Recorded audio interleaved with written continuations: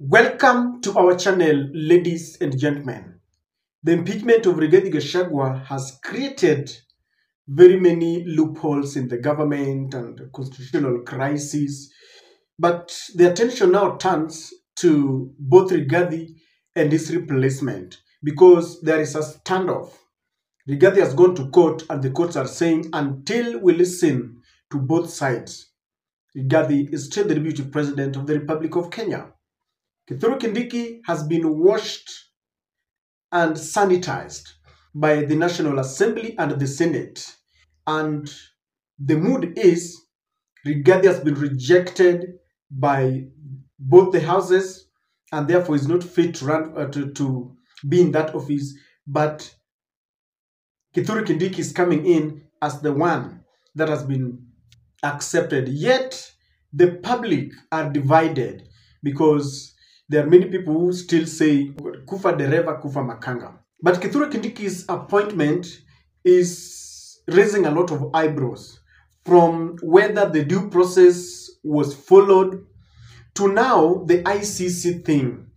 Many people recall that Kindiki was Ruto's lawyer when they were in ICC, one of the most trying moments for William Ruto and his predecessor, Uhuru Muigai Kenyatta. I want us to start by reading something from lawyer Ekuru Okot. There's a picture there, a picture that is reminding Kenyans of that trying moment that we passed through, a picture that really was a focus after the post-election violence in 2007.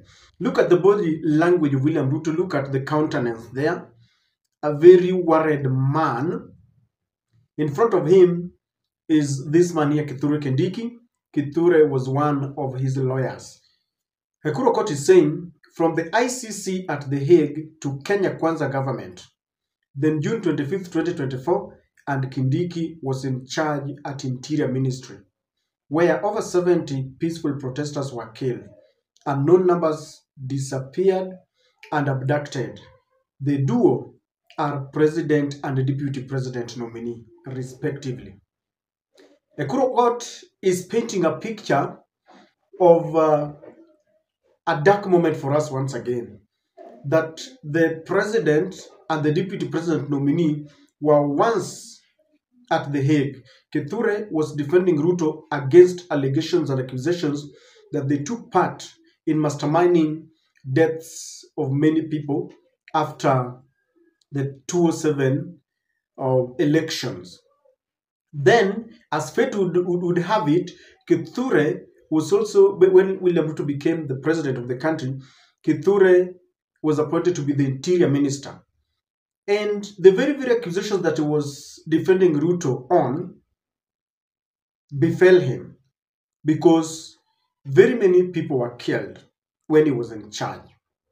In fact, not only that, even during the Azimio protest, Kithure was in charge when people were being killed. And so this is coming back to haunt him. So Ekuru Okot is saying that he was in charge of killings, abductions, maiming of innocent Kenyans. Remember, he went to Hague to defend Ruto against the very charges that Ruto could have had a hand in it. As we speak, Ruto has been exonerated and therefore is innocent. As we say, innocent until proven guilty. He was never proved guilty. But now, fate has it again that the two of them might just be the president and the deputy president of Kenya. Listen to this lady here from Kisumu recalling how people died in the hands of Kindiki, and she's saying there is no change in litmus paper. Removing Rigathi Gachagua and replacing him with Kindiki, both of them are cruel politicians who can be in charge of some ferocious activities.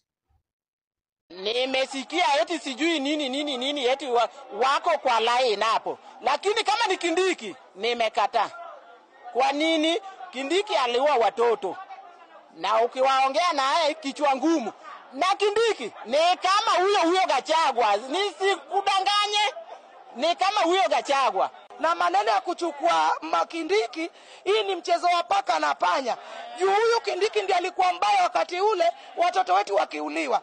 Leo Kindiki amekuwa mzuri, anayekuwa kuwa vice president. Ni mchezo ama si mchezo? Msituchezee serikali, tunataka mfuate mkondo. Kithure Kindiki, enda riwo watu wakuwe kitu kimoja, na watu wakuwe na umoja, na watu wapendane vile Kenya tulipendana. Kenya tulikuwa na amani na umoja na upendo. Siku hizi upenda hakuna. Mimi sijafurahia na wananchi. Watu wanakuwa adapted, mauaji ya watu na pia maisha ya watu wako hatarini. Gachagua alikuwa mtu anaropokwa. Kenya wamefanya huko juu kisiri, anatoa nje. Hiyo anatoa siri ya ndani ya serikali ambayo ifai itolewe. Sasa kuwekwa Kindiki, mimi nimekubali na Kindiki akue hapo. Basi akiwa pia inatakana anakaa karibu na kiongozi wake Bwana William Ruto, ili waweze kuchapa kazi vizuri na waangalia wana Kenya. Jinsi mwenzangu amesema pia kwa Kindiki, tunaomba tu wa vijana wetu waangalie, wasitumie nguvu nyingi. Hata habari ikifika kwake wajaribu kutuliza kidogo. Sisi wazee tuwaenda, wao vijana wanakuja. Sasa wakiwamaliza sisi tuwaenda wapi, itakuwaje? Basi tunaombea na tunamtakia Kindiki hali vema, naye aweze kuwa na ujasiri wa kufanya kazi kwa Wakenya wote bila ubaguzi. Now these reminders serve as a vote of no confidence against Kithure Kindiki, because you know Kithure Kindiki was a very innocent man before he joined the Kenya Kwanza, politics. But now he's coming in as a man who is guilty in the eyes of the public opinions, because he's serving in a regime that is already tainted. So he comes in, yes, the parliament has approved him, but many Kenyans feel that he's not clean at all. He has got blood in his hands. That is what people are saying. There are also fears that if the two of them meet again, then the decision, sometimes, like Gachagua was saying, we need a presidency where one can look at the other and tell him, let us not do this. But they're saying that Kithure is one person who can easily, if they decide that some people have to be dealt with, then he will easily do it because they have done it together. That is the fear that is coming in. But remember, when this case was presented, I think before our courts, when Uhuru and Ruto had been indicted to go to The Hague, the courts did not want to get to it. They left it to the Kenyan population to decide whether they wanted Uhuru and Ruto to rule.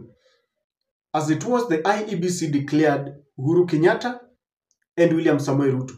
And so, if we revive this discussion now, remember, even Uhuru was in Hague and he ruled his 2 terms. So if you bring it against Ruto, that is what I call selective justice. If we know and we feel that these people went to The Hague and therefore they cannot rule, we should have started with Uhuru Kenyatta. But Kenyans went and voted them in. William Ruto became the deputy president for 2 terms. In fact, in 2022, there are people who overwhelmingly voted for William Ruto without looking at his past. So therefore, bringing this against Kithure Kindiki cannot work. Why? Uhuru passed through, William Ruto, and now Kithure. We cannot selectively, start saying that this is what Kithure Kindiki did. All we know is that if we were in a very democratic country, then we would have each and every police who commits atrocities against innocent Kenyans carrying their own cross. But you see, we are using the law of the jungle. The executive arm of the government rules and decides what happens. Policemen are protected. They can get away with it, with the abductions and everything.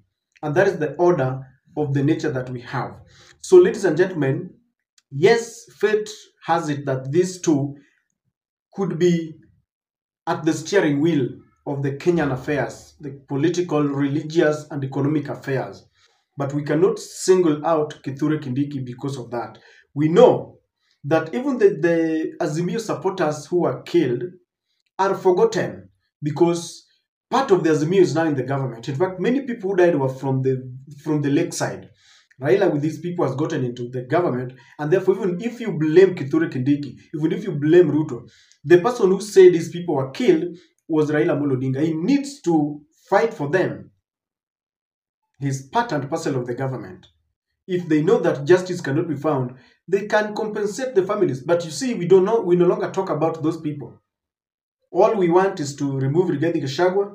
We sanitize the Adani deal. I mean, there's nothing much that we want to do because some people had gotten into the government and therefore we forgot. So I'm just trying to say, I'm a man who believes that if we want justice, then it must be fair justice to all, not to Abraham Kithure Kindiki alone.